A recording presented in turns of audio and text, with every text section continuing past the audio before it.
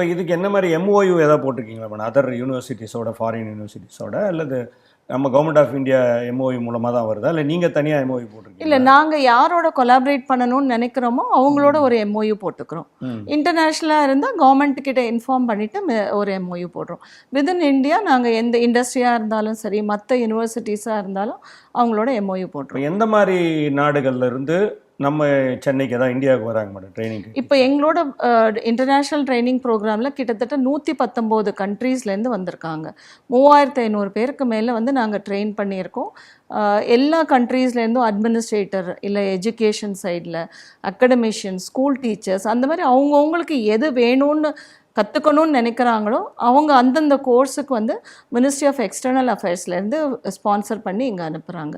அவங்க இங்கே வந்து ஒரு மாதம் எங்கள் இன்ஸ்டியூட்லேயே கெஸ்ட் ஹவுஸ் ஃபெசிலிட்டிஸ் எல்லாம் இருக்குது. அங்கே தங்கி ஒரு மாதமும் ட்ரைனிங் முடிச்சுட்டு போகிறாங்க. இப்போ இந்த கெஸ்ட் ஹவுஸ் சொன்னீங்களா மேடம், அதாவது ஹாஸ்டல்ஸ், இது எப்படி லேடிஸ் அண்ட் ஜென்ட்ஸ் தனித்தனியாக எப்படி இங்கேயே இருக்குங்களா, இல்லை வெளியில் வச்சுருக்கீங்க? இல்லை, இந்த கேம்பஸ் 25 ஏக்கர் ஏரியா. இந்த கேம்பஸ்க்குள்ளேயே கெஸ்ட் ஹவுஸ் இருக்குது. ஒரு இன்டர்நேஷ்னல் பார்ட்டிசிபென்ட் தங்குற அளவுக்கு இங்கே ஃபெசிலிட்டிஸ் எப்போவுமே நல்லாயிருக்கும். ஃபுட் அரேஞ்ச்மெண்ட்ஸ் எந்த கண்ட்ரிலேருந்து வந்தாங்கன்னாலும் அவங்களுக்கு ஃபுட்டு ப்ராப்ளமே இருக்காது. அந்த மல்டிபிளேஷன், அதாவது இன்டர்நேஷ்னல், நாங்கள் அவங்களோட டேஸ்ட்டுக்கு ஏற்ற மாதிரி ஃபுட்டும் கொடுத்துருவோம். அது இல்லாமல் இந்தியன் ஃபுட்டும் அவங்க விரும்புவாங்க. இதுவும் ஏன்னா ஒரு சேஞ்ச் தான் இல்லை இந்தியா, ஏன்னா இந்தியா இந்தியாவோட ட்ரெடிஷனும் கொடுக்குறோம், அதே மாதிரி அவங்களுக்கு தேவையான ஃபுட்டும் பேலன்ஸ் பண்ணி கொடுக்குறோம். Okay madam.